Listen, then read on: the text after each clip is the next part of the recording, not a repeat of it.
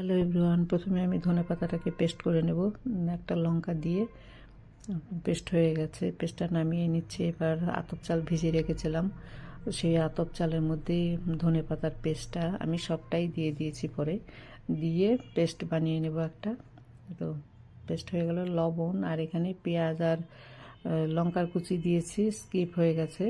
তারপরে আমি একটা সাদা পেস্ট বানিয়ে নিয়েছি, শুধু ওই সাদা পিঠেটা বানিয়ে নিলাম।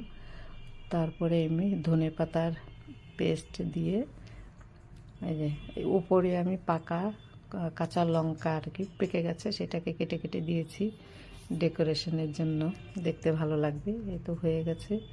একটা শুধু চালের গুঁড়ো আর একটা ধনেপাতা দিয়ে, ধনেপাতার পেস্ট দিয়ে চালের গুঁড়ো দিয়ে বানিয়েছি। এটা টমেটো সস দিয়ে খেতে পারবেন, দেখতেও অপূর্ব লাগছে, খেতেও ভালো লাগছে। এর মধ্যে আমি কিন্তু পেঁয়াজ কুচি আর লঙ্কা কুচি দিয়েছি ধনেপাতার সাথে, ওটা স্কিপ হয়ে গেছে।